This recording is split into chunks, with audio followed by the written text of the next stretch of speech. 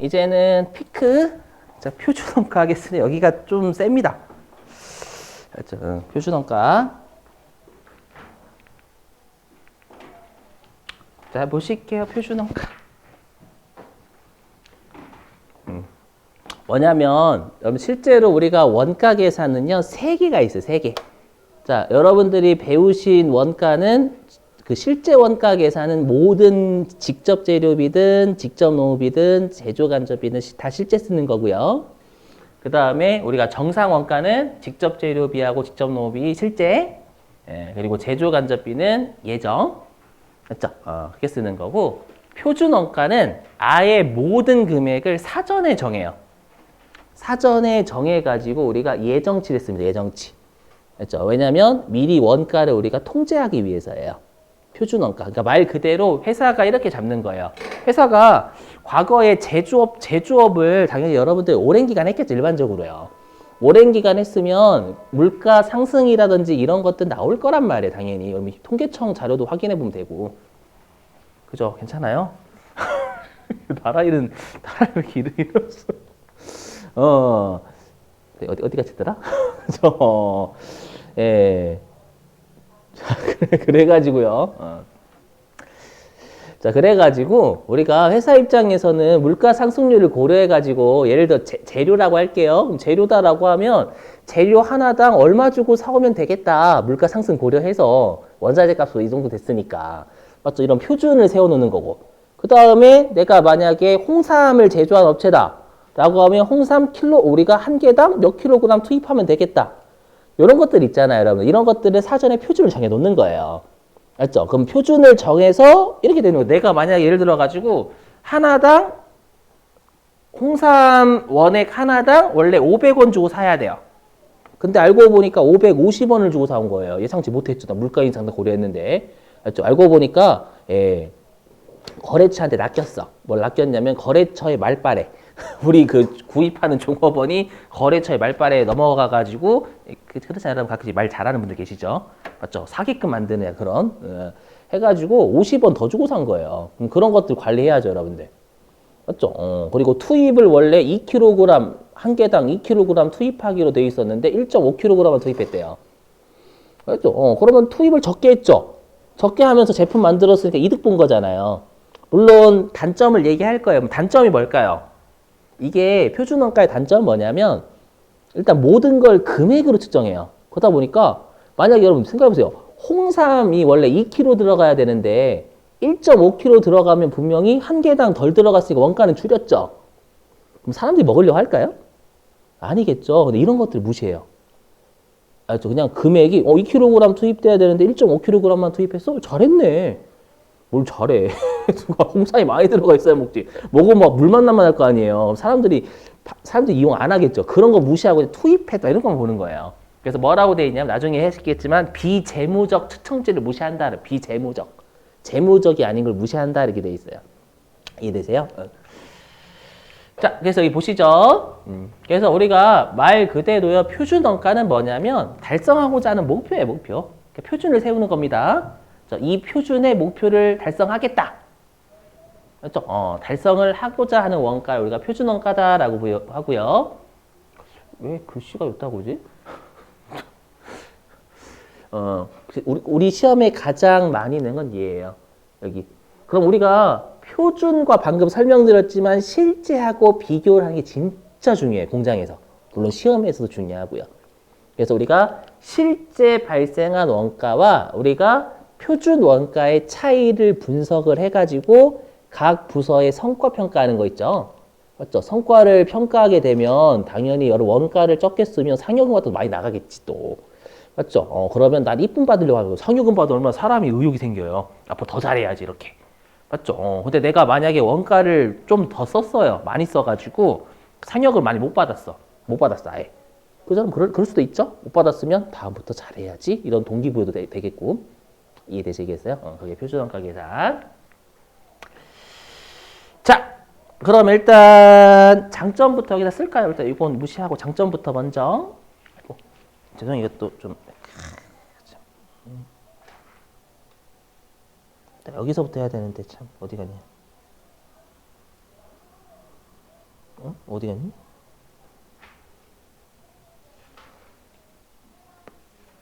아, 여기 있구나. 깜짝이야. 제가 좀 약간 위치가 달라져가지고. 자, 표준 원가 계산의 장점 물어볼 때 있어요, 여러분들. 자, 어디로 가주시냐면, 얘도 회차 좀 불러드릴게요. 275. 275. 여기 제1절 개요 있죠? 개요. 자, 제1절 개요. 이거 말문제란 뜻이에요. 82회 10. 82회 10. 그 다음에 84회 8. 그 다음에 103회 10. 다시 82회 10, 84회 8, 103회 10. 자, 보시죠, 여기. 그래서 우리가 이 표준 원가 계산은 기초에 미리 사전에 우리가 표준을 다 정해요. 그렇기 때문에 우리가 제품의 원가 계산을 빨리 할 수 있겠죠. 그래서 원가 계산을 신속하게 할 수 있다라는 장점이 있어요. 알죠? 자, 그 다음에 동그라미 2번. 그럼 우리가 뭐냐? 원래는 표준 원가가 아니라 나중에 12월 31일 날 주주하고 채권자한테 보고할 땐 실제 원가 써야죠. 근데 우리가 기업회의 기준 있죠. 국제회계 기준이든 기업회의 기준이든 혹시라도 표준 원가가 실제 원가하고 유사하니? 그럼 표준 원가 써라. 이렇게 돼 있어요. 그렇죠? 그래서 여기 표준 원가가 실제 원가 유사할 때만이에요. 당연히 유사하지 않으면 실제 원가로 우리가 주주들한테 알려줘야 돼요, 여러분들. 그래서 유사한 경우는 표준 원가로 할 수 있다라는 거.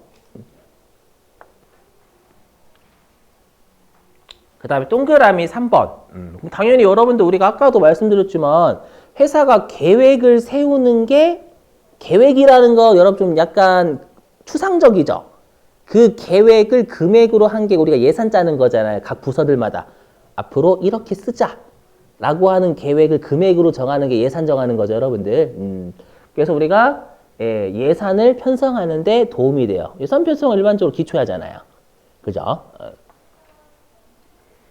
그리고 아까도 말씀드렸지만 표준 원가를 세우고 그거 실제하고 금액을 비교해가지고 우리가 통제할 수 있다라는 거 성과평가에 쓰인다라는 거예요. 그래서 성과평가에 우리가 차이 분석을 통해 가지고 성과평가에 유용하다라고 불러요. 동그라미 4번이고요.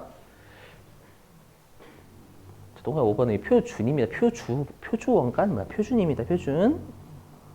그래서 우리가 표준 원가 계산은요. 허용치도 둬요. 여기서부터 여기까지. 알죠? 왜냐하면 여러분 생각해 보세요. 우리가 만약에 들어보실게요. 우리 직접 농업이 있죠. 농업이. 농업비는 일반적으로 시간당 얼마 이렇게 짜요. 나중에 배우시겠지만. 그런데 우리가 작업자분들 같은 경우는 휴식도 해야 되잖아요.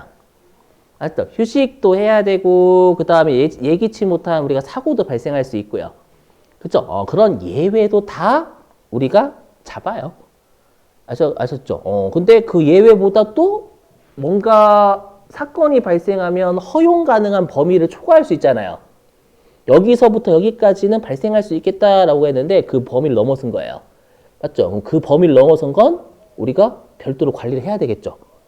맞죠? 우리가 통제할 수 있는 범위를 벗어난 원가니까. 맞죠? 그래서 집중적인 관리 및 통제가 된다라고 되어 있어요.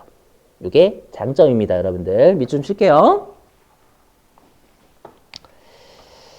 자, 거기 1번 표준원가 계산의 의의 및 유용성은요. 세 번째 줄 밑줄입니다. 동그라미 1번. 신속한 제품 원가 계산 밑주시고 그 다음에 동그라미 2번 밑줄. 제품 단위당 원가가 변동되지 않는다. 무슨 말이냐면 우리가 실제 원가 계산은 우리가 제품을 몇 개 생산했냐에 따라 가지고 금액이 달라져 버려 단가가. 하지만 얘네들은 이미 하나당 얼마라는 표준을 세워 놓습니다. 그렇기 때문에 몇 개를 생산하건 하나당 얼마라는 그 단가가 달라지진 않아요. 그 말입니다. 그 말. 알죠? 그러니까 실제 원가는 에어컨 많이 생산하면 단가가 줄어버리고요. 에어컨을 적게 생산하면 에어컨 한 개당 단가 늘어버려요. 갑자기. 어차피 에어컨 하나 만드는데 동일한 원가, 일반적으로 동일한 원가가 들어갔을 건데 물가가 고정돼 있다라고. 그거 이상하잖아요. 그 말이고. 그 다음에 동그라미 3번. 자, 밑줄 좀. 실제 원가와 표준 원가의 차이를 분석함으로써 성과 평가에 유용하다. 요게 우리 계산 문제 제일 압도적입니다. 차이 분석하는 거. 자, 그 다음에 동그라미 4번. 밑줄 연초에 수립한 계획을 수치화하여 예산을 편성하는 데 기초가 된다. 그 다음에 동그라미 5번 밑줄 실제 원가와 유사한 경우에 편의상 또 사용할 수도 있어요. 자, 이제 단점입니다, 여러분들. 276페이지. 자, 276페이지 2번 표준원가 계산의 한계. 자, 동그라미 1번 밑줄입니다. 표준원가, 굵은색 글씨요. 표준 원가를 설정하는데 시간과 비용이 많이 소요된다. 그렇죠, 여러분. 이건 몇 년간 경험이 쌓여야 되거든요. 맞죠? 네, 우리 회사가 처음 했는데 표준 원가를 바로 하는 게 쉽지가 않죠, 여러분들. 어느 정도 경험치가 쌓여야 된단 말이에요. 그리고 비용도 많이 들겠죠, 분석하는데. 그죠? 자, 그 다음에 동그라미 2번이 그거예요. 굵은색 글씨 밑줄. 재무적 측정치, 원가 통제만을 강조하고 비재무적 측정치, 품질. 아까 했던 홍삼 생각하시면 돼요. 1.5kg, 2kg 들어갈 게 1.5kg 들어가도 잘했다라고 품질은 더 안 좋아지겠죠, 여러분들. 품질, 납기는 아시죠? 납기 등을 도외시한다. 그래서 비재무적 측정치를 무시한다라는 거. 그 다음에 동그라미 3번 끝에 그 밑줄 어느 정도까지 관리해야 할지 객관적인 기준이 없다. 그렇죠. 어떻게 알아요, 이거를? 어느 정도 관리해야 될지는 여러분 객관적인 기준이 없죠. 자, 됐습니다. 자, 이제 우리한테 중요한 건 이제 차이 분석입니다.